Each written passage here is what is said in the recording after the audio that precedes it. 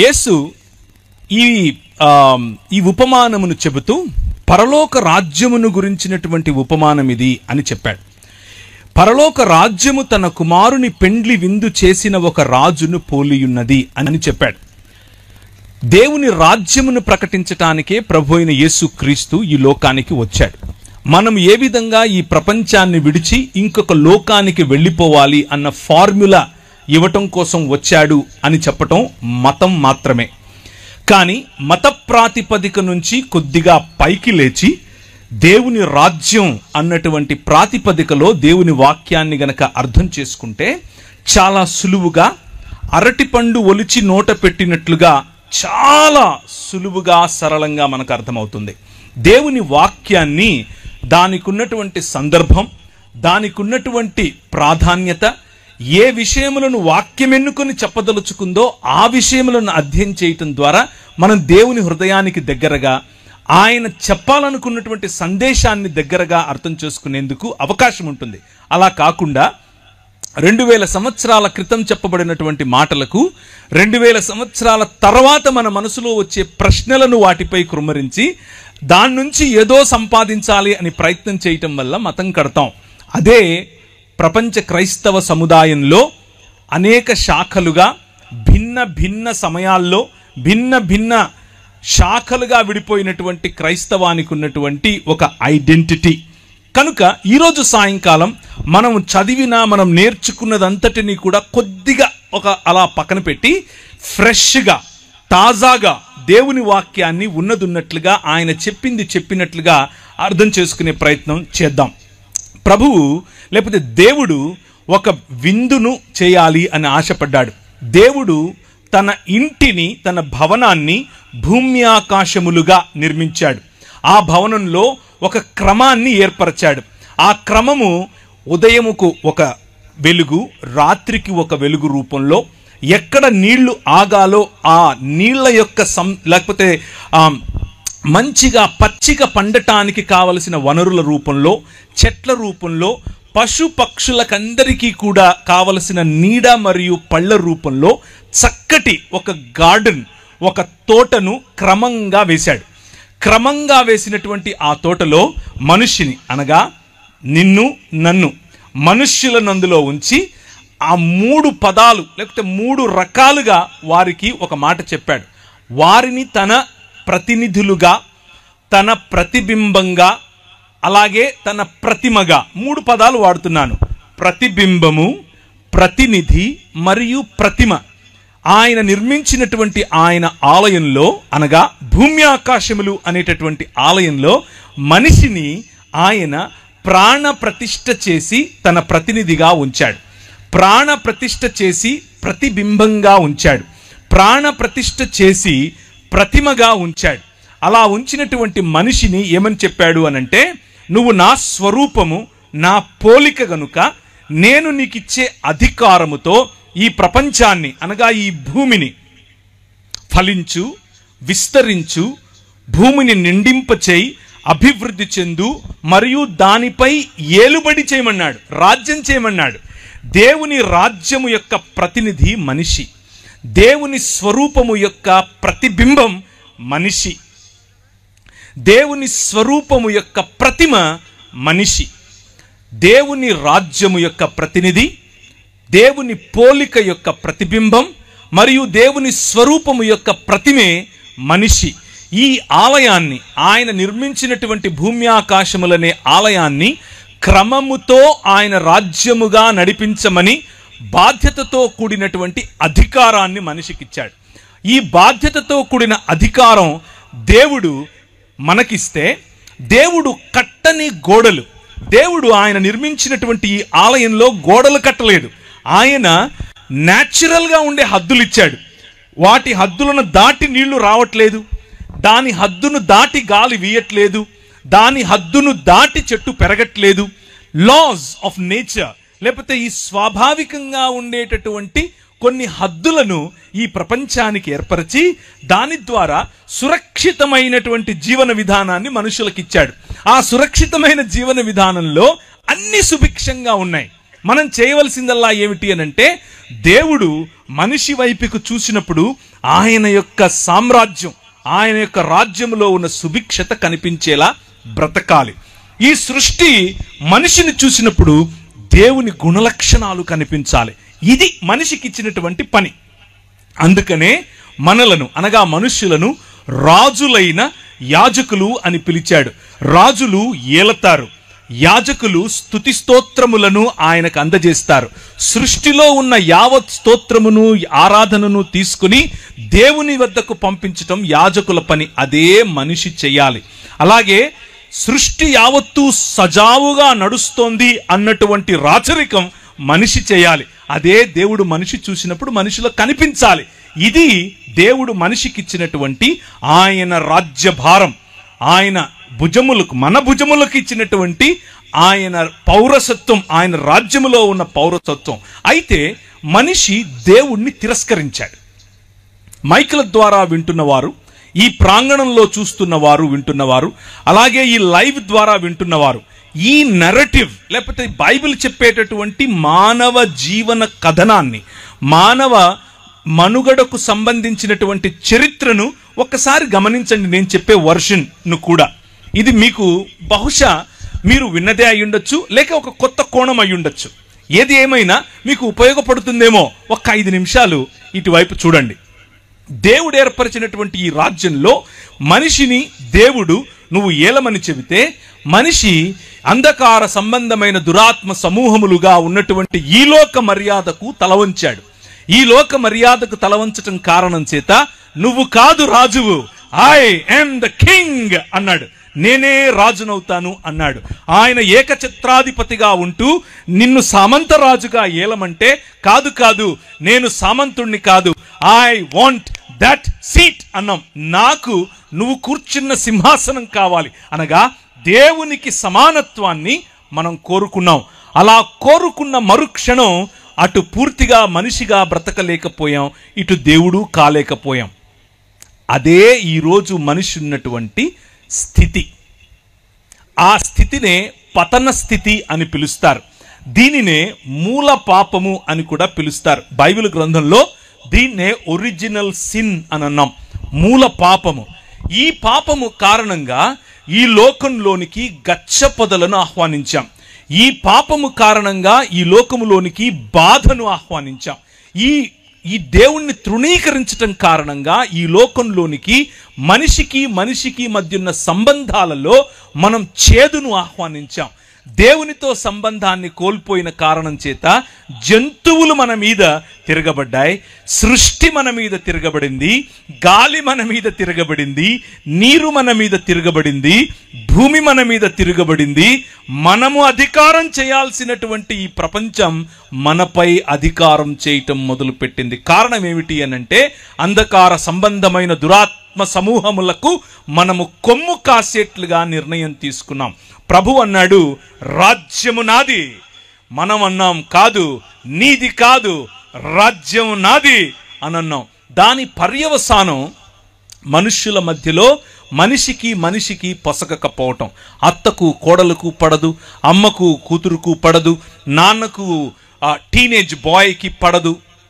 మనం ఏదో ఒక విధంగా సాటి మనిషిని, మన పొరుగువాడిని, మన ఇంట్లో ఉన్న మన బయట ఉన్న, మన సమాజానికి చెందిన మన సమాజానికి చెందకపోయినా ఏదో ఒక రకంగా పొరుగు వాడిని మనం దూరం పెట్టడమే నేర్చుకున్నాం. Man rejected the order. దేవుడు ఏర్పరిచినటువంటి క్రమాన్ని విస్మరించినటువంటి, క్రమాన్ని వ్యతిరేకించినటువంటి మనిషి క్రమం కోల్పోయిన కారణం చేత అక్రమస్తుడయ్యాడు. అక్రమములో బ్రతకటం నేర్చుకున్నాడు. దాని కారణంగానే సోదరుణ్ణి చంపాడు. దాని కారణంగానే పొరుగువాడి భార్యను తెచ్చుకున్నాడు. ఇలా జరుగుతూ ఉన్న క్రమంలో మనిషి సాటి మనిషి నుంచి రక్షణ కోసం, సాటి జంతువు నుంచి రక్షణ కోసం, ఈ సృష్టి నుంచి రక్షణ కోసం గోడలు కట్టుకోవటం మొదలుపెట్టాడు. దాన్నే పట్టణములు అంటారు, నగరాలు అని అంటారు. నేను హైదరాబాద్ నగరంలో ఉంటాను, హైదరాబాద్ పట్టణంలో ఉంటాను. మీరు ఏ విధంగా అయితే రాజమండ్రి పట్టణంలో ఉంటారు. ఈ రాజమండ్రి పట్టణం ఈ రోజుకు ఒకవేళ శాటిలైట్ సిటీ అంతా రాలేదని మీరు అనుకుంటున్నారా? వచ్చేసింది, ఎలాగో మీకు కూడా తెలుసు, బోర్డ్స్ కూడా కనిపిస్తూ ఉన్నాయి కదా. నగరాల్లో ఏమేమి ఉంటుంది అని అంటే ఎత్తైన ఇళ్ళుంటాయి. ఒకటే అపార్ట్మెంట్లో ఒక 600 ఇళ్ళుంటాయి. ఒకటే అపార్ట్మెంట్లో ఒక లిఫ్ట్ ఉంటుంది, పొడుగు పైకి వెళ్ళిపోద్ది. లిఫ్ట్లోకి ఎక్కుతాం, కానీ పక్కనుడు ఎవడో మనకు తెలియదు. వాడిని చూస్తే తల కిందించుకోవటం, మాట్లాడడం, వాళ్ళెవడో తెలియదు, మనమేడో తెలియదు. పిలిస్తే ఎక్కడ అతుక్కుంటాడో అని భయం, మాట్లాడితే ఎక్కడ అంటుకుంటాడో అని భయం. మా పక్కింటోడి పేరు నాకు తెలియదు, ఎదురింటోడి పేరు తెలియదు. వాళ్ళు బయట బోర్డులు పెట్టుంటారు, వాళ్ళ పేర్లు అంతవరకు చదివి ఉంటాను, కానీ ఆ బోర్డు ఆ మనిషి పేరు ఏదైతే ఉందో ఆ మనిషి నిజానికి ఎవరు అనేది మనకు తెలియదు. ఇదే మానవుడు నిర్మించుకున్నటువంటి నగరాలంటే ఇలాగుంటాయి. మనకు అనిపిస్తుంది మనలాంటి వాళ్ళు అనేకులు ఒక చోటుకు వచ్చారని, కానీ మనకంటే భిన్నంగా ఉన్న వాళ్ళు అంతకంటే ఎక్కువ మంది ఒకే చోటికి రావటం. అలా మనుష్యులు కేవలం నగరాలే కాదు, సంస్కృతులను నిర్మించుకున్నారు. కేవలం సంస్కృతులే కాదు, వారు నాగరికతలను నిర్మించుకున్నారు. నాగరికతలను నిర్మించుకుని రండి మనం ఎక్కిపోదాం అనుకుని దేవుని కంటే దేవుడు చేసే పరిపాలన ఏంటి మేము చేయలేమా అన్నట్లుగా వాళ్ళు ఇమారత్తులు కట్టడం, మినారెట్లు కట్టడం మొదలెట్టారు. బబులోను అనే నగరం దానికే సాదృశ్యం. నిమ్రోదు సమయంలో కట్టిన బాబేలు గోపురం దానికే సాదృశ్యం. మనుష్యులొక్కటై దేవుణ్ణి ఛాలెంజ్ చేయటమే ఈ లోక మర్యాద.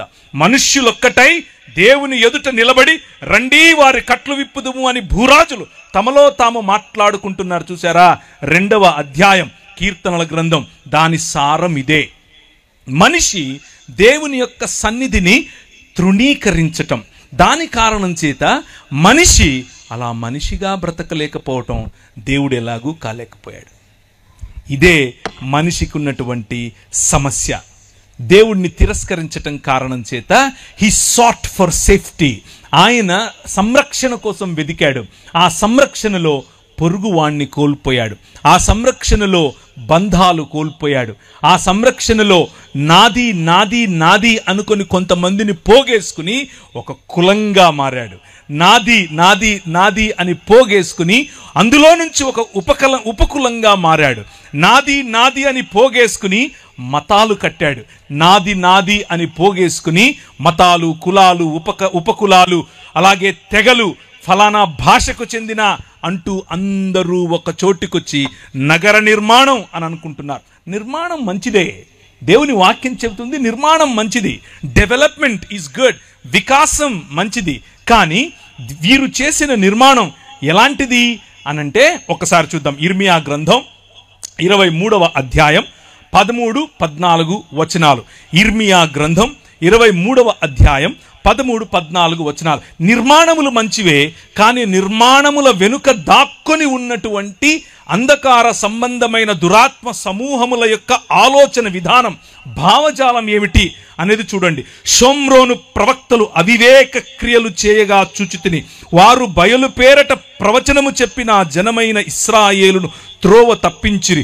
యెరూషలేము ప్రవక్తలు ఘోరమైన క్రియలు చేయగా నేను చూచితిని, వారు వ్యభిచారులు, అసత్యవర్తనులు, ఎవడునూ తన దుర్మార్గత నుండి మరలా దుర్మార్గుల చేతులను బలపరుస్తూ ఉన్నారు. వారందరూ నా దృష్టికి సొదొమ వలె అయిపోయారు, దాని నివాసులు గొమొర్రా వలె అయిపోయారు. కాబట్టి సైన్యములకు అధిపతియగు యెహోవా ఈ ప్రవక్తలను గూర్చి సెలవిచ్చున్నదేమనగా, యెరూషలేము ప్రవక్తల అపవిత్రత దేశమంతటా వ్యాపించెను, కాబట్టి తినుటకు మాచిపత్రియు త్రాగుటకు చేదు నీళ్లు వారికి నేను ఇస్తాను. ఈ నగరముల వెనుక, ఈ నిర్మాణముల వెనుక, ఈ సొదొమ వెనుక, ఈ గొమొర్రా వెనుక ప్రయాణం చేసే వారిని పరిపాలించే వారిని ఈ మార్గముల గుండా తీసుకుని వెళ్ళే భావజాలం ఒకటి ఉంది. ఆ భావజాలం ఏమిటి? యెహెజ్కేలు గ్రంథం 14వ అధ్యాయం 49-50 వచనాలు. నీ చెల్లెళ్ళైన సొదొమ చేసిన దోషమేదనగా, చాలా మంది ఈ అబ్రహాము సమయంలో, అబ్రహాము ఒక సామాన్యమైనటువంటి ఊరు అనే పెద్ద పట్టణంలో ఉండేవాడు. ఊరు అనేది ఆ రోజుల్లో చిన్న ఊరు కాదు, ఒక పట్టణం. ఆ పట్టణం మెసొపొటేమియా ప్రాంతానికి కేంద్రం. మెసొపొటేమియా అనేది ఆ రోజుల్లో ఈరోజు అమెరికా ఎలాంటిదో అలాంటిది. ఆ రోజుల్లో ఊరు అనంటే ఈరోజు అమెరికాలో ఉన్న వాషింగ్టన్ లాంటిది, లేకపోతే న్యూయార్క్ లాంటిది, లేకపోతే లాస్ ఏంజలస్ లాంటిది. అలాంటి దేశంలో, అలాంటి పట్టణంలో ఉన్నటువంటి అబ్రహామును దేవుడు అన్నాడు, come out of it, I am the king అని పిలిచాడు. నువ్వు ఏదైతే చూస్తున్నావో ఈ మనుషులు నిర్మించుకున్నటువంటి ఈ నాగరికత అది కాదు. నేను నీ ద్వారా ఒక రాజ్యం కడతాను, నీ ద్వారా ఈ ప్రపంచాన్ని ఆశీర్వదిస్తాను, కమ్ అని పిలిస్తే ఆయన అన్నాడు సరే వచ్చేస్తానని చెప్పి మొత్తం ఆయన బయలుదేరి వచ్చేసాడు. ఆయన వచ్చేస్తూ ఉంటే ఆయనతో పాటు ఇంకొక ఆయన వచ్చాడు. ఆయన పేరేంటి? లోతు మరియు అబ్రహాము కలిసి ప్రయాణం చేస్తున్నారు. వారు దేవుని కొరకు, దేవుని పిలుపు మేరకు వారి సొంత స్వజాతిని విడిచారు, వారి సొంత ఇళ్లను విడిచారు, వారి సంస్కృతిని విడిచారు. దేవుడు వారి నగరాన్ని విడిచారు, వారి నిర్మాణాలను విడిచారు. ఇప్పుడు దేవుడు కట్టబోయేటటువంటి ఒక రాజ్యంలోనికి మేము ప్రవేశించబోతున్నాం. దేవుడు మా ద్వారా ఒక రాజ్య నిర్మాణం చేస్తాడట. కోల్పోయినటువంటి క్రమాన్ని ఈ ప్రపంచంలోనికి మళ్ళా తీసుకొస్తాడట అని వచ్చినటువంటి ఈ అబ్రహాము మరియు లోతుల మధ్య ఒక చిన్న, వారిద్దరి మధ్య కాకపోయినా వాళ్ళ మధ్యలో ఒక చిన్న దాన్ని ఏమంటారు, అసఖ్యత మొదలైంది. కారణం ఏమిటి? మనం ఆల్రెడీ చూసాం. మనిషి దేవుణ్ణి తృణీకరించాడు కాబట్టి మనిషి ఓర్వలేడు, మనిషిని మనిషి సహించలేడు, మనిషితో మనిషి కలిసి ఉండలేని పరిస్థితి. నాది అని కట్టుకునే భావజాలం ఒకటి ఉంది. ఆ భావజాలం లోతు మరియు ఆయన ప్రజల పైన పనిచేసింది. లోతుకు ఆయన సాదరంగా ఆహ్వానమిచ్చి నీకేది కనిపిస్తే అది తీసుకున్నా అన్నాడు. ఆయనకు పచ్చటి పచ్చిక కనిపించింది, నాకు ఇది కావాలన్నాడు. తీసుకో, టేక్ ఇట్, తీసుకో అన్నాడు. ఆయన వెళ్ళిపోయి పచ్చటి పచ్చికలో ఉన్నాడు. ఈయనేమో పచ్చిక లేని చోట ఈయన ఉన్నాడు. ఈయన ఉన్న చోట ఆయన అనుకున్నాడు పచ్చదనంలో ఆశీర్వాదం ఉంది. ఈయన అనుకున్నాడు నేనెక్కడ కాలు పెడితే అక్కడ ఆశీర్వాదం, నేను దేన్ని పడితే అది ఆశీర్వాదం.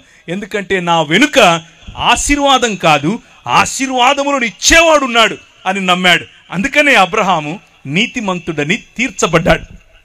ఎందుకంటే అబ్రహాము విశ్వాసించాడు కాబట్టి విశ్వాసము ఆయనకు నీతిగా తీర్చబడింది. ఆయన చూస్తున్నాడు.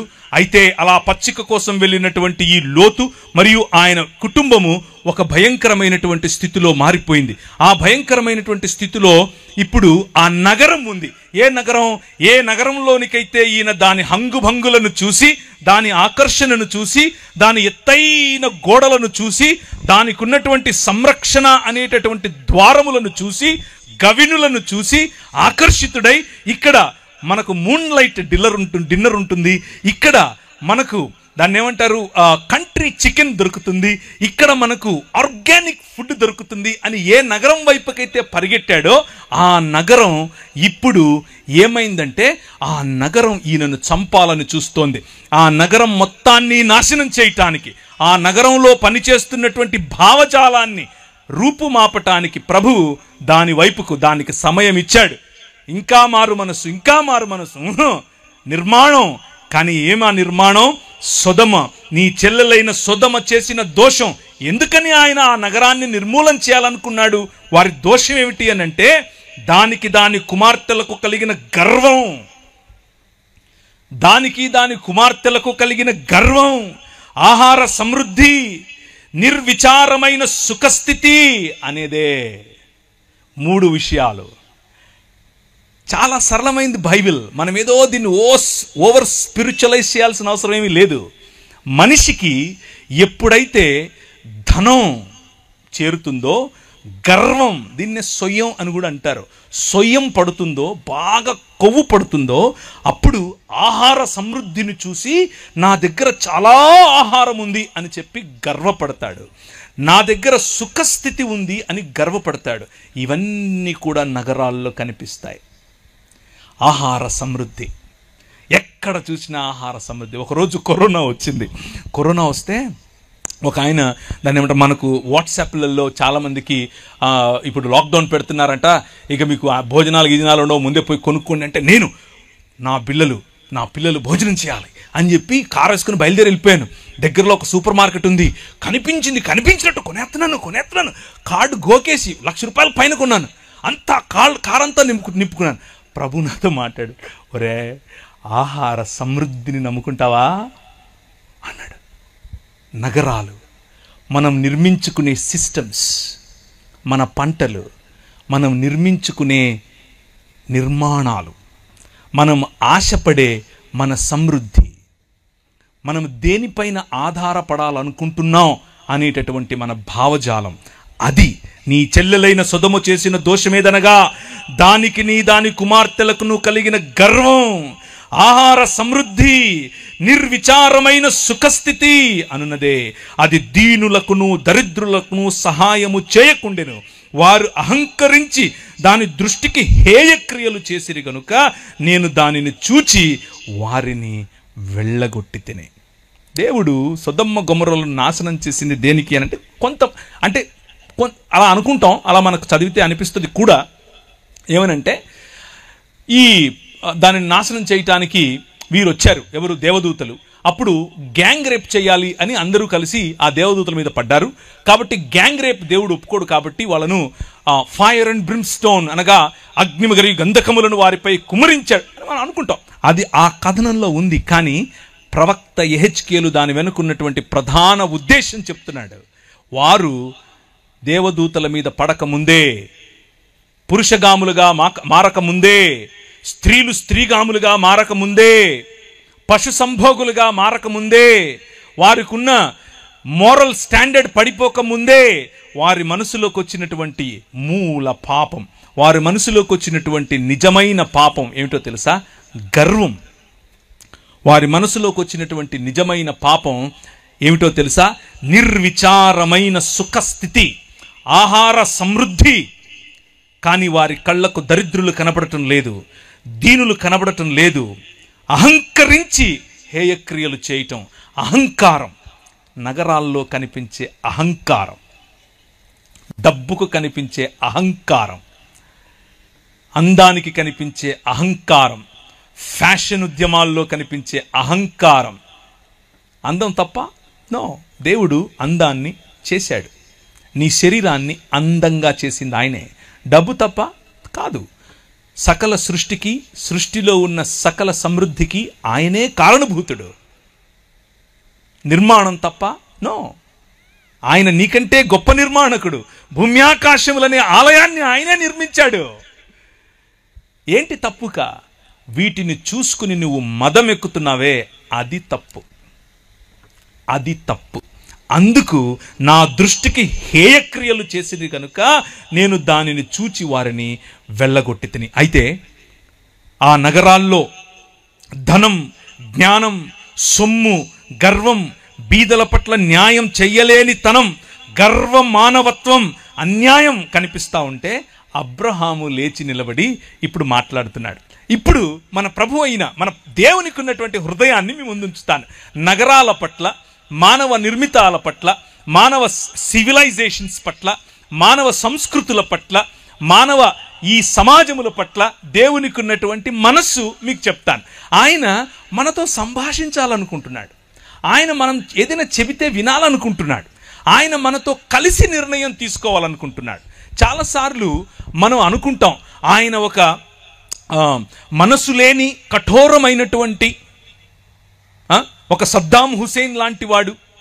ఆయన తన ఇష్టం వచ్చిందే చేస్తాడు, ఆయన ఇష్టమే చేస్తాడు. అది మంచైనా చెడైనా ఆయన చేస్తే అంతా ఆయనే చేస్తాడు, ఆయన మహిమకే ఇలాంటి కొన్ని మాటలు చెప్పుకుంటూ ఉంటాం. అవి వినటానికి థియోలాజికల్గా బాగుంటాయి, కానీ బైబిల్ అందుకు ఒప్పుకోదు. బైబిల్ ఏమంటుందో తెలుసా?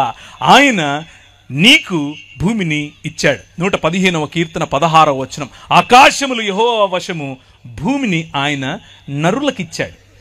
మీతో మాట్లాడతాడు. ఇంతకు నీకు ఇచ్చాను కదా, నువ్వేం చేయాలనుకో, సరే నువ్వు చెప్పు. అబ్రహామా, నా స్నేహితుడివి నువ్వు, నీకు చెప్పకుండా నేను ఎలా చేస్తాను? నువ్వు చెప్తాను, నీతో మాట్లాడతాను, చెప్పు అని అంటే ఒక మధ్యస్థ ప్రార్థన చేయటానికి అబ్రహాం నిలబడ్డాడు. ఇప్పుడు అబ్రహాము హృదయం చూడండి.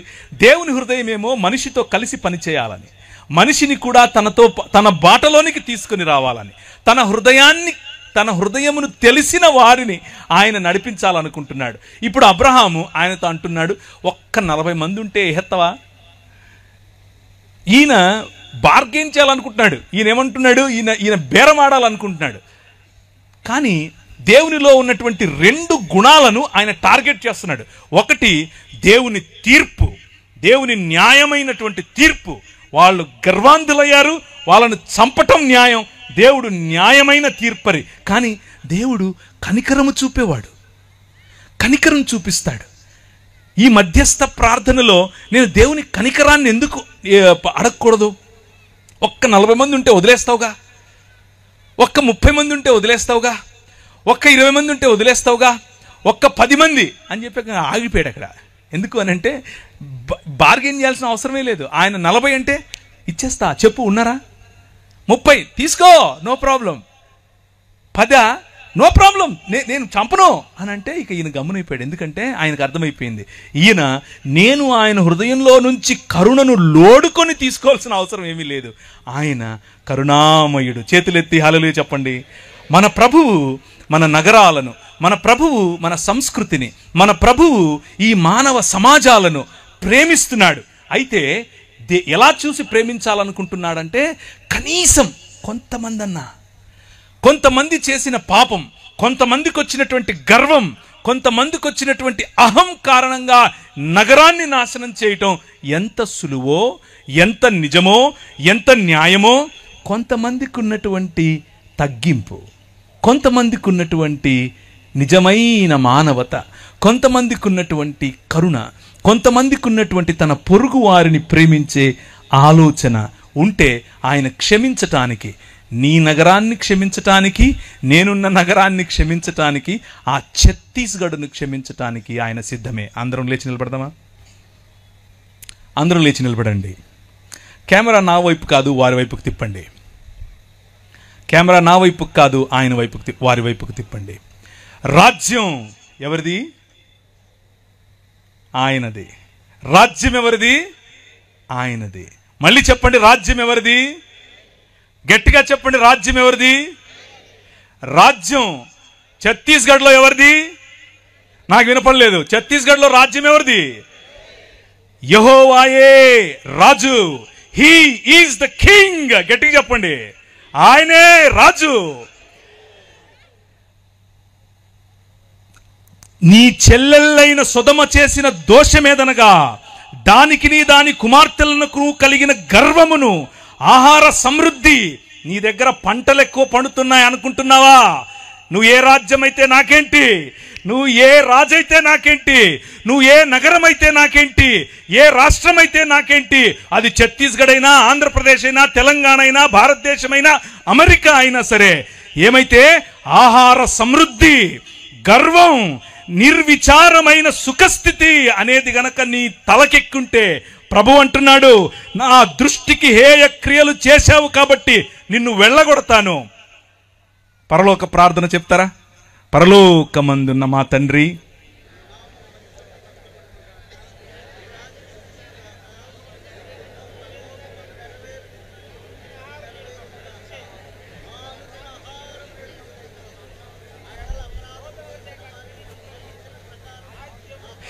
రాజ్యము, శక్తి, మహిమ నీదే. ఛత్తీస్గఢ్ ముఖ్యమంత్రిది కాదు. రాజ్యం, మహిమ, శక్తి ఎవరిది? నీదే. 1వ తారీఖట క్రైస్తవులనట అక్కడ ఊచకొత్త కోస్తారట. ఆకాశమందు సింహాసనాసీనుడైన వాడు వారిని చూసి నవ్వుతున్నాడు. స్మైల్. హల్లెలూయా. అర్థమవుతుందా? వారిని చూసి స్మైల్ కొడుతున్నాడు. ట్రై చేయండి. మణిపూర్లో చేశారుగా, ఏమైంది? రాజ్యం ఎవరిది? మళ్ళీ చెప్పండి, రాజ్యం ఎవరిది? దయచేసి కూర్చోండి. ఇదే మధ్యస్థ ప్రార్థన ఆ రోజు అబ్రహాము చేశాడు. రాజ్యం నీది, ఆ నగరం నీది, ఆ నగరంపై రాజు నువ్వు. ఆ నగరంలో ఉన్న వాళ్ళని ఎలా చంపేస్తావు? చంపవు. వారి పట్ల మంచి హృదయం నీకుంటది, ప్రభువు వారితో మాట్లాడి నగరాల పట్ల ఆయనకున్నటువంటి నగరాల పట్ల మనం చేయాల్సిన మధ్యస్థను మనకు నేర్పిస్తూ వారిరువురు అక్కడి నుంచి వెళ్ళిపోయారు. ఈరోజు రాత్రి ఊరికే పడుకోవద్దు. ఈరోజు రాత్రి ఈ విషయం తెలిసిన నువ్వు ఛత్తీస్గఢ్లో 1వ తారీఖునట 1000 మంది క్రైస్తవులను చంపితే గనక చంపాలి అని పిలుపునిచ్చారు ఒక ధర్మగురువు. ధర్మప్రభువులు చంపడమే తెలుసు. ఈ రాజు, నీ రాజు, ఈ రాజుకు చంపటం కాదు, కమ్ రా అని మరణాన్ని ఆలింగనం చేసుకోవటం నేర్పించాడు. హల్లెలూయా. ఏం ఆలింగనం చేసుకోవటం నేర్పించాడు? మరణాన్ని ఆలింగనం చేసుకోవటం నేర్పించాడు. ఎందుకో తెలుసా? సొదొమ గొమొర్రా పట్టణాలకు భవిష్యత్తు లేదు, కానీ ఆ రాజ్యంలో అయినా ఈ రాష్ట్రంలో అయినా క్రైస్తవ సమాజానికి భవిష్యత్తు ఉంది. ఏంటా భవిష్యత్తు? పునరుత్థానం. హల్లెలూయా. పునరుత్థానం కలిగి మనం లేవబోతున్నాం. పునరుత్థానం కలిగి మనం లేచినప్పుడు ఈ ప్రపంచం చూడబోతోంది ద కింగ్డమ్ ఆఫ్ గాడ్, దేవుని రాజ్యం. ఇది ప్రకటించడానికి మీ రాజు వచ్చాడు. మతం కడతాను అంటే ఎట్లా? మనం మతమూలం కాదు, రాజ్యం, దేవుని రాజ్యం, ద కింగ్డమ్ ఆఫ్ గాడ్. ఒక శ్లోకం చదువుతాను, వినండి.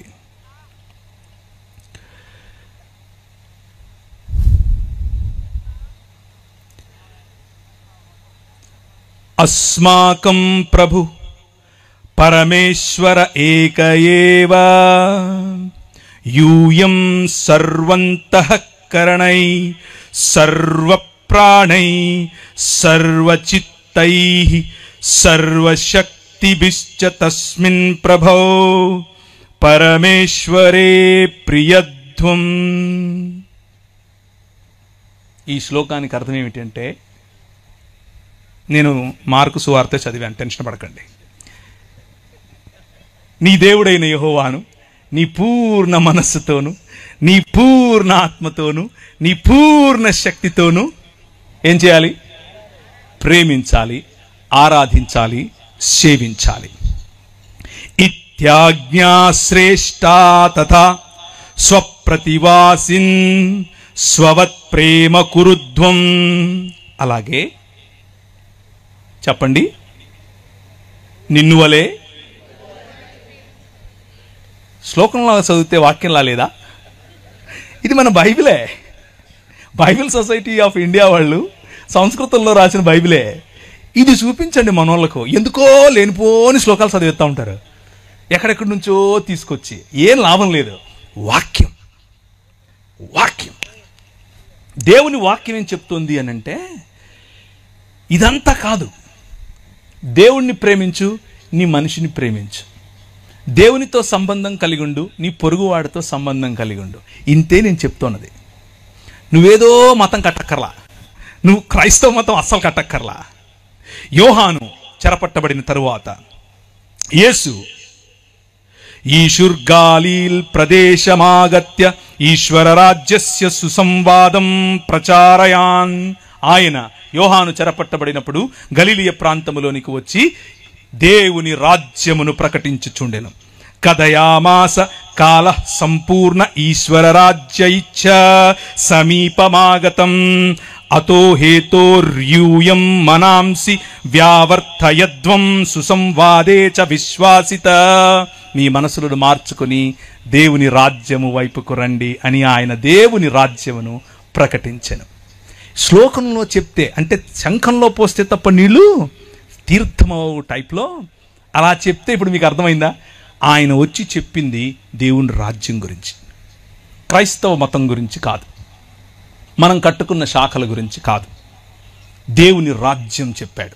దేవుని రాజ్యంలో ఉండాల్సిన లక్షణాలు ఏమిటి అని అంటే, సొయ్యం లేకపోవటం, గర్వం లేకపోవటం, బీదల పట్ల మనస్సు ఉండటం. అలా ఉంటే దాన్ని సొదొమ రాజ్యంగా చూస్తాడు, దానిని మానవ నిర్మాణమైనటువంటి ఒక నగరంగా చూస్తాడు.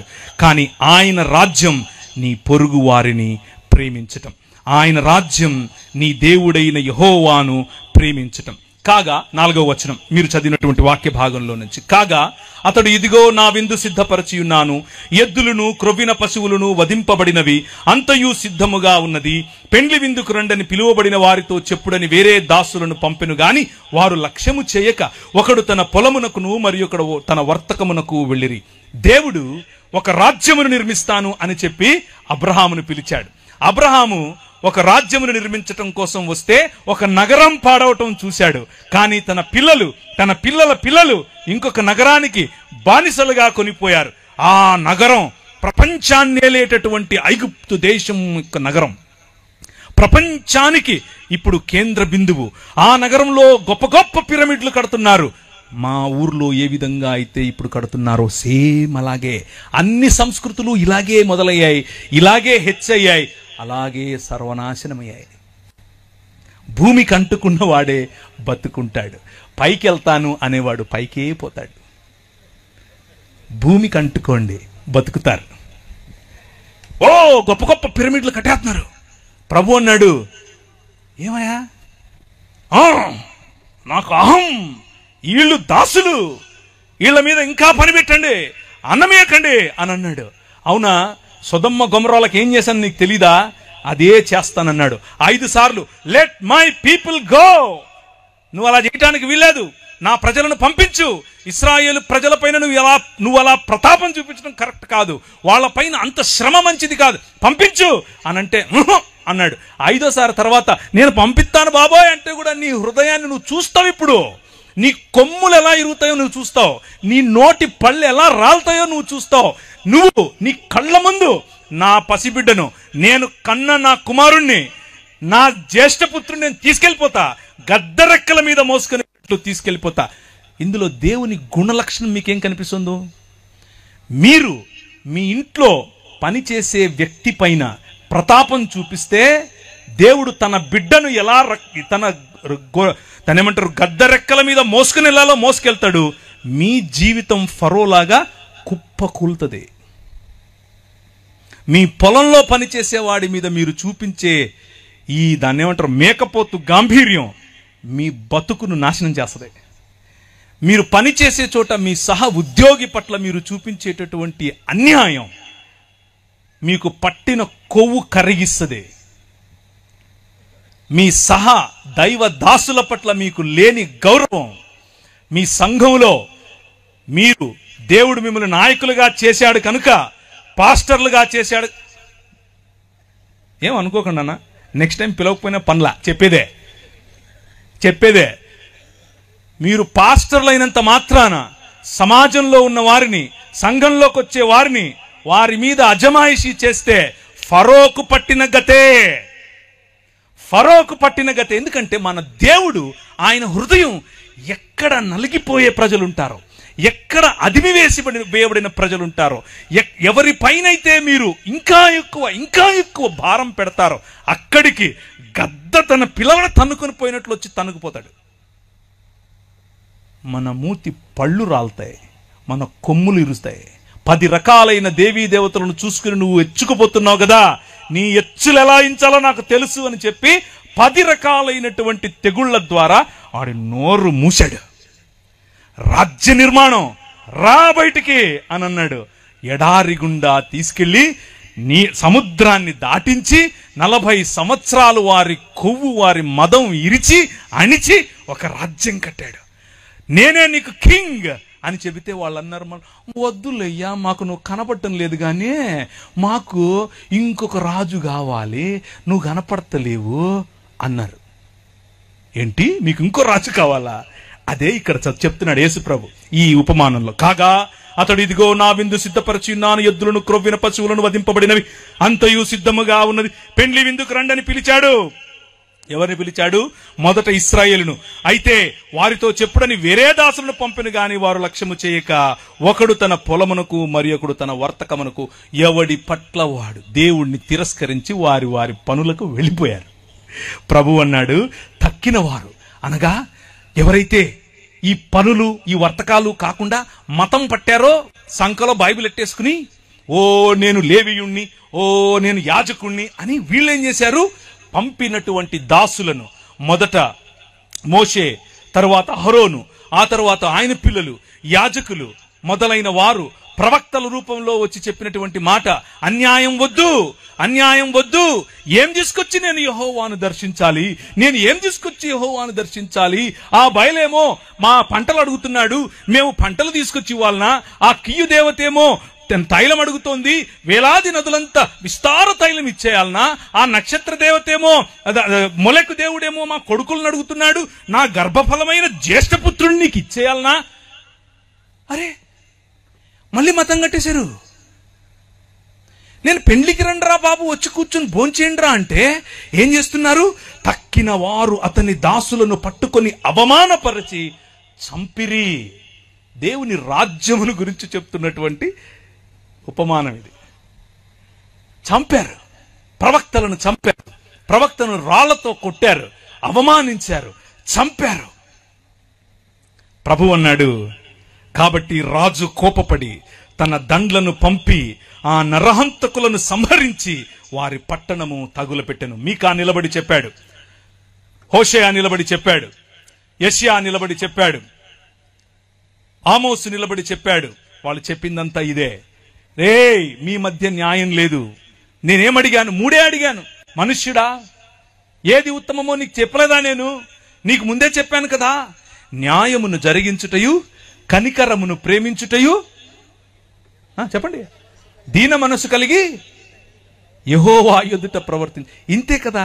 నువ్వు మనిషివి కాబాబు అంటున్నా నేను. అంతే, నువ్వు మనిషివి, మనిషి అవ్వు. ధనం చూపించి సొయ్యం చూపించుకో, నీ దగ్గరున్న ఆస్తి చూపించి ఎచ్చుకుపోకు, నీ దగ్గరున్న అందం, కులం, ధనం, సంపాదన వగైరా వగైరా వగైరా, నీ నిర్మాణం, మీ ఇల్లు, ఇవి చూపించి హెచ్చులకెళ్ళకు.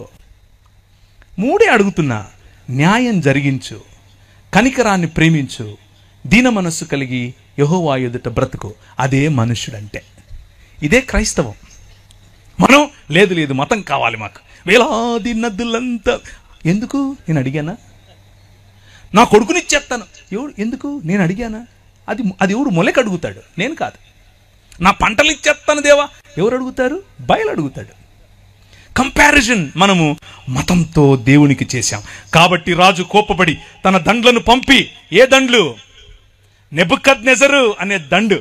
ఆయన గుర్రాలట చిరుతపులుల్లాగా ఎగిరాయట. వీళ్ళను చెరపట్టుకుని వెళ్ళారు. 600 పైచిలుకు సంవత్సరాలు చెరలో బ్రతికారు. దాన్నే మరణం అని అంటారు. హోషేయ గ్రంథం 6వ అధ్యాయం 2వ వచనం దీనికి ప్రమాణం. యెహోవాయే మనలను కొట్టెను, ఆయనే మనలను బాగు చేయును.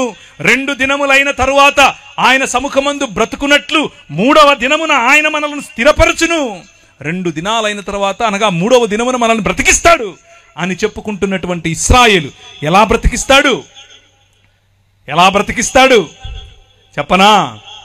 ఆదో వాద ఆసీద్ సచవాద ఈశ్వరేణ సార్థమాసీత్ సవాద స్వయమీశ్వరయేవ. ఆదియందు వాక్యముండెను, వాక్యము దేవుని యొద్ద ఉండెను, వాక్యము దేవుడై ఉండెను. ఆ వాక్యము శరీరధారి అయి కృపా సత్య సంపూర్ణుడిగా మన మధ్య అవతరించెను. లేకపోతే డేరా వేసెను. కూర్చున్న మీరు వింటున్నారు.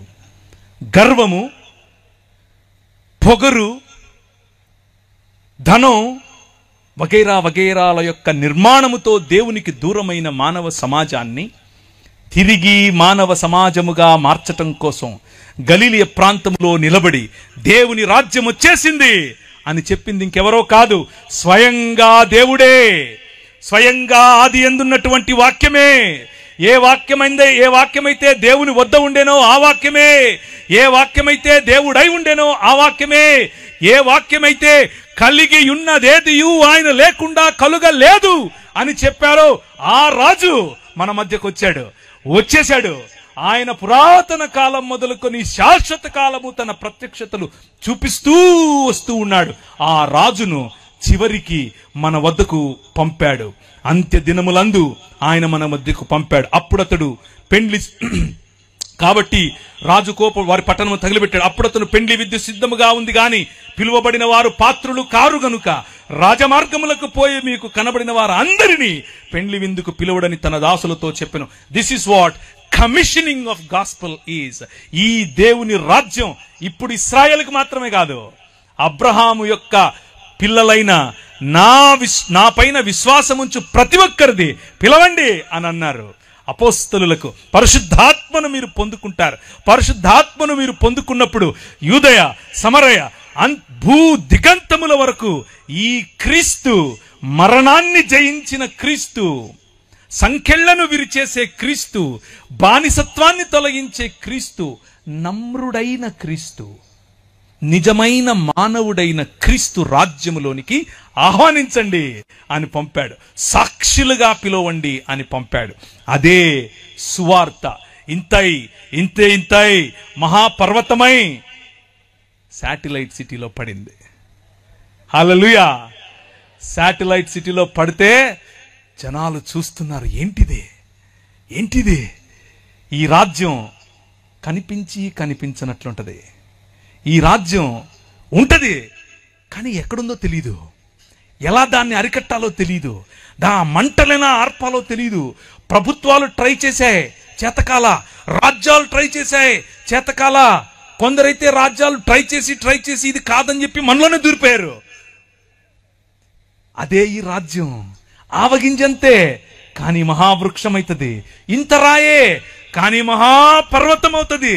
ఒక్క మనిషే కానీ తన శరీరాన్ని నాటి మళ్ళీ జీవము గల శరీరముగా పైకి తీస్తే జీవాన్ని మరణాన్ని ఒకే శరీరంలో కట్టగల రాజ్యం ఇది. ఆ రాజ్యం వచ్చేసింది, ఆ రాజ్యం నడుస్తోంది. ఆ దాసులు రాజమార్గమునకు పోయి చెడ్డవారినేమి మంచివారినేమి తమకు కనబడిన వారందరినీ పోగు చేసిరి గనుక విందుకు వచ్చిన వారితో ఆ పెండ్లిశాల నిండిపోయెను. ఛత్తీస్గఢ్లో 1000 మందిని వేస్తామంటే భయపడేదా ఈ రాజ్యం? ప్రపంచమంతా విస్తరించిన రాజ్యం. హల్లెలూయా. ప్రపంచమంతా, నువ్వు వెళ్ళిన దేశం, నువ్వు వెళ్ళిన ప్రతి ఊరిలో విస్తరించిన రాజ్యం. ఎక్కడెక్కడ నాపుతావు నువ్వు? నెత్తికి నామాలు ఎట్టుకుని పిలిచేయగానే కత్తులు ఎట్టుకొని చంపేస్తానే అయిపోద్దా? ఇది కాదు. ఇలా మీరు ఎప్పుడో చేస్తారని ఎప్పుడో చెప్పాడు మన ప్రభు. ఎప్పుడో 2000 సంవత్సరాల క్రితమే చెప్పాడు. కానీ భయం కాదు, భయం కాదు. మరణాన్ని కౌగిలించుకునే సమాజం క్రైస్తవ సమాజం. క్రైస్తవ సమాజం వైలెన్స్కు వెళ్ళే సమాజం కాదు. వీటన్నిటిని చూపించి మీ పిల్లలకి నేర్పించాల్సింది ఏంటో తెలుసా? వాళ్ళు వస్తున్నారు మనం ఎత్తేసుకుందాం కాదు, ప్రేమించండి. అదే ప్రభు చెప్తున్నాడు. అయితే ఇలా చెప్తూ ఉన్న క్రమంలోనే ఆయన ఒకరికి దేవుని రాజ్యం ఇలా ఉంటుంది, దేవుని రాజ్యం ఇలా ఉంటుంది అంటే ఈ పాస్టర్ గారు ఒక ఆయన లేవీయుడు, లేకపోతే దాన్ని ఏమంటారు, మత ఛాందసవాది లేచి నిలబడి అడిగాడు, చెప్పేవులే కానీ ఇంతకు ఏంటి అన్నిటికంటే గొప్ప ఆజ్ఞ ఏంటి అని అంటే, నేను ఇంతకుముందు చదివానే అది చదివాడు. మరి నువ్వు చెప్పావుగా అయిపోయింది కానంటే, కాదు ఇంతకు నా పొరుగోడెవడు అని అడిగాడు. నా పొరుగోడెవడు? ఛత్తీస్గఢ్ నా పొరుగువాడేనా? మా ఊర్లో ఉన్నవాడే నా పొరుగువాడు కాదు, మా ఇంటి పక్కనోడే నా పొరుగువాడు కాదు. నగరాలు మాకు అవే నేర్పాయి, మరి మేము కట్టుకున్న నిర్మాణాలు అవే నేర్పాయి. మనుష్యుడు సృష్టించుకున్న సంకల్పం, మనుష్యుడు సృష్టించుకున్న సిస్టమ్స్, మనుష్యుడు సృష్టించుకున్న వ్యవస్థలు మనిషికి దూరం చేస్తాయి. ఇంత బైబిల్ తెలిసిన వ్యక్తి ఏమడుగుతున్నాడు అనంటే, నాకు పొరుగువాడెవడు? ఒక గోడ కట్టేసుకుని ఇశ్రాయేలు వాడు మాత్రమే నా పొరుగువాడు అని అనుకుంటున్నాడు. లేకపోతే ఆ ఇశ్రాయేలీల్లో ఉన్నటువంటి పరిసయుడు మాత్రమే నాకు పొరుగువాడు అని ఈయన అనుకుంటున్నాడు. ప్రభు అన్నాడు, కాదు బాబు, ఒకడు నీలాంటోడే వెళ్తూ ఉంటే అని బాగా చితకబాది పడేస్తే ఒక ఆయనేమో నీలాంటోడే వెళ్ళాడు, తాకూడదు అని చెప్పి వెళ్ళిపోయాడు. ఇంకొక ఆయన వెళ్ళాడు, ఆయన కూడా మనకు సంబంధం లేదు అని వెళ్ళిపోయాడు. కానీ నువ్వు ఎవరినైతే దూరం పెట్టాలనుకుంటున్నావో, ఎవరైతే నువ్వు తాకకూడదు అనుకుంటున్నావో ఆ మనిషి చూశాడు, వచ్చి వాడి కట్లు కట్టి ఒక పెద్దమ్మ ఇంట్లో పెట్టి వాడికి కావలసిన భోజనం పెట్టమ్మా, మందులు ఇవ్వమ్మా, నేను మళ్ళీ వచ్చినప్పుడు నీకు ఏదైనా బాకీ ఉంటే తీరుస్తానులే అని చెప్పాడు. ఇప్పుడు చెప్పు, ఎవరు నీ పొరుగువాడు? యేసు ప్రభు తన రాజ్యం యొక్క పరిధిని కేవలము ఇశ్రాయేలు కాదు, కేవలం నీ మతం కాదు, సర్వమానవాళి, సర్వమానవ ఏక శరీరం, ఒక్క శరీరంగా మనుషులందరినీ మార్చే ఉద్యమం. ఆ ఉద్యమాన్ని ఆయన తెరతీశాడు. ఆ ఉద్యమానికి తెరతీసే క్రమంలో కొన్ని గురుగులుంటాయి, కొన్ని గోధుమలుంటాయి. వింటున్నవారు ఆయన మొదలుపెట్టినటువంటి ఉద్యమమును గురించి ప్రకటించగా విన్నారు. ఇక్కడ ప్రాంగణంలో కూర్చున్నవారు, మైకుల ద్వారా వింటున్నవారు, లైవ్ ద్వారా చూస్తున్నవారు ఆ ఉద్యమంలో భాగమవ్వాలనుకుంటున్నారా? నిజమైన మనుష్యత వైపుకు, నిజమైన దేవుడు ఒప్పుకునే మనుష్య జీవన విధానం వైపుకు రావాలనుకుంటున్నారా? మీ ఎదురుగా నేను చూపించే ఒకే ఒక్క ఉదాహరణ ప్రభువైన యేసు క్రీస్తు. ఆయనలో పాపం, దోషం, బలహీనత కనిపించదు. భూమి ఆకాశములను సృజించిన వాడైనప్పటికీ సాధారణమైన మనిషిగా న్యాయమును జరిగించటానికి, కనికరమును ప్రేమించటానికి, దీన మనస్సు కలిగి యెహోవా ఎదుట జీవించటానికి మన ముందుకు సాధారణమైన మనిషిగా వచ్చాడు. ఆయనే ఏమని చెప్తున్నాడు అనంటే, అందరినీ పిలవండి, అందరినీ, కనబడే వారందరినీ పెండ్లి విందుకు పిలవండి. వాళ్ళు వెళ్ళి చెడ్డవారేమి మంచివారేమి తమకు కనబడిన వారందరినీ పోగు చేసిరి గనుక విందుకు వచ్చిన వారితో ఆ పెండ్లి శాల నిండెను. రాజు కూర్చున్న వారిని చూడ లోపలికి వచ్చి అక్కడ పెండ్లి వస్త్రము ధరించుకొనని ఒకరిని చూచి స్నేహితుడా అని పిలుస్తున్నాడు. ఇది రాజు పని, నీ పని కాదు. ఈరోజు క్రైస్తవుల్లో చాలామంది రాజులవ్వాలని చూస్తున్నారు. ఖబర్దార్, నువ్వు రాజువు కాదు, నువ్వు మనిషివి. నువ్వు సాధారణమైన మనిషివి. నువ్వు ప్రకటించినటువంటి నీ విశ్వాసంలోనికి, నువ్వు ప్రకటించినటువంటి నీ మత శాఖ పరిధిలోనికి ప్రజలు రాలేదని చెప్పి ఆ పెండ్లి దుస్తులేవి అని అడిగే హక్కు నీకు లేదు. నువ్వు పిలవాలి, అందరినీ పిలవాలి, నీ నగరం కోసం పిలవాలి, మధ్యస్థగా నిలబడి పిలవాలి, నీ శాటిలైట్ సిటీని పిలవాలి, రాజమండ్రిని పిలవాలి, హైదరాబాద్ను పిలవాలి, జంగారెడ్డిగూడెంను పిలవాలి, విశాఖపట్నంను పిలవాలి, అన్ని నగరాలను పిలవాలి. పిలవడమే నీ పని. వచ్చిన వారు దేవునికి అర్హులా కాదా చూసుకునేది ఆయన పని. ఆయన అడుగుతాడు. ఆయన వాళ్ళనే కాదు, నిన్ను కూడా అడుగుతాడు. ఏమేసుకున్నావు నువ్వు అని. ఓ అందరినీ పిలిచావు, మరి నీ వస్త్రాలేవి అని కూడా అడుగుతాడు. ఈ ఒక్క మాటను వినండి, నేను ముగిస్తాను. ఏ ఒక్కడూ లేడు, ఏ ఒక్కడూ లేడు. లిపిర్ యథాస్తే నైకోపి ధార్మికో జనః తథా జ్ఞానీశ్వర జ్ఞానీ మానవ కోపి నాస్తి. విమార్గగామినః సర్వే సర్వే దుష్కర్మకారిణః ఏకో జనోపినో తేషాం సాధుకర్మ కరోతి చ. రోమిలకు రాసిన పత్రిక 8 చదివాను. రోమిలకు రాసిన పత్రిక 3వ అధ్యాయం 10, 11, 12. ఏ ఒక్కడు లేడు, నీతిమంతుడు ఒక్కడు లేడు, నువ్వు కూడా కాదు. నీ నీతి నీ స్టాండర్డ్స్కు సరిపోతుంది, అక్కడ పెట్టుకో. ప్రతి ఒక్కడిని వెళ్ళి ఆడి నీతి మార్చడం కోసం నువ్వు గొప్ప అని వారు తక్కువ అని చూపించే ప్రయత్నం చేయకు. అది మతం. రాజ్యం ఏం చెప్తుందో తెలుసా? కలుపు, పిలువు, స్త్రీల కోసం నిలబడు, పిల్లల కోసం నిలబడు, బలహీనుల కోసం నిలబడు, బడుగు బలహీన వర్గాల కోసం నిలబడు. మతం కోసం కాదు. నీ ప్రజలను కట్టు, అందరినీ పిలువు. ఆడి దగ్గర వస్త్రం ఉందా లేదా, వస్త్రం ఇవ్వడం కోసం ప్రయత్నం చేయి వీలైతే. పెద్దన్న వ్యవహారం వద్దు, తండ్రి వ్యవహారం. ఈ రాత్రి సువార్త చెప్పేవారికి రాజ్య సువార్త ఎలాగూ చెప్పాం. మనలో మనం నేర్చుకోవాల్సినటువంటి రాజ్య సువార్తకు సంబంధించిన విలువలు సాటి మనిషిని, సాటి విశ్వాసి అని మాత్రమే కాదు, సాటి మనిషిని గౌరవించటం, సాటి మనిషిని ప్రేమించటం. ఇదే దేవుని రాజ్యం. ఈ దేవుని రాజ్య స్థాపనలో మనందరము ఐక్యపడాలి, మనందరం కలిసికట్టుగా పనిచేయాలి. ప్రేమతో ఈ రాజ్యాన్ని కట్టాలి. ఎందుకు అనంటే రాజ్యం నీది. తర్వాత రాజ్యము ఇప్పుడేగా చెప్పారు. ఎందుకనగా రాజ్యం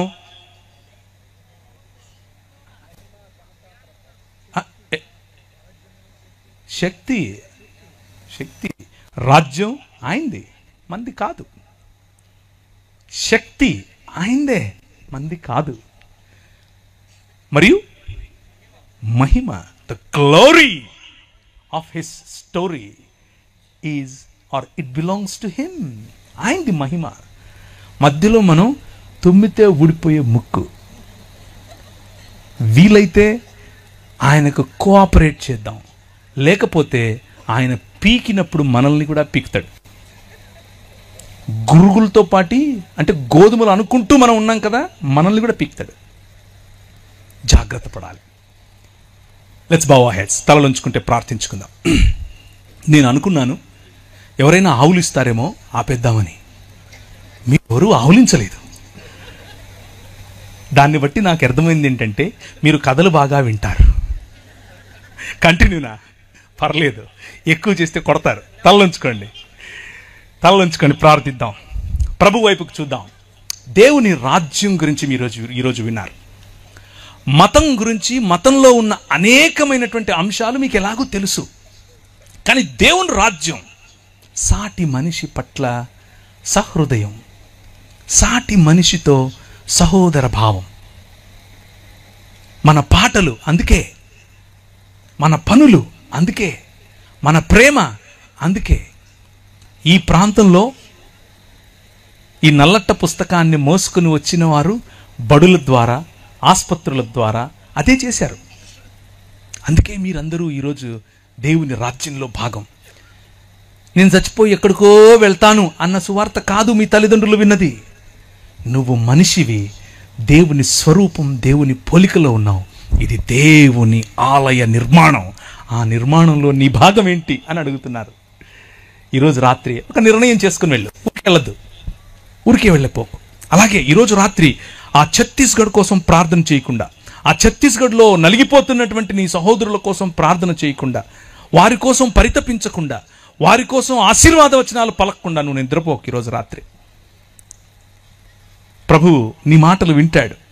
అబ్రహాము చేసిన మధ్యస్థ ప్రార్థన 40 మంది ఉంటే అలా జరుస్తావా ప్రభువా అని చేయలేవా? నువ్వు చెయ్యి. ఈరోజు రాత్రి ప్రభు వింటాడు.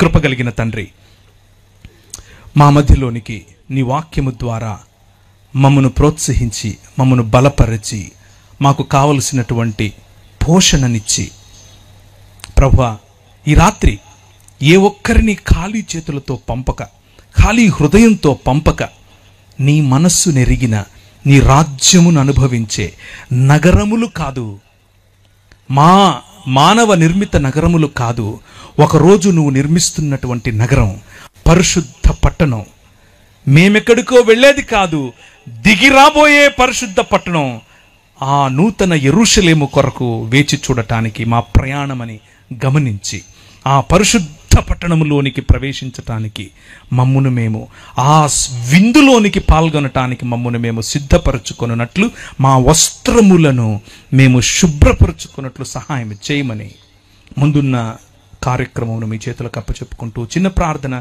యేసు నామమున అడిగి వేడుకుంటున్నాను తండ్రి. ఆమేన్.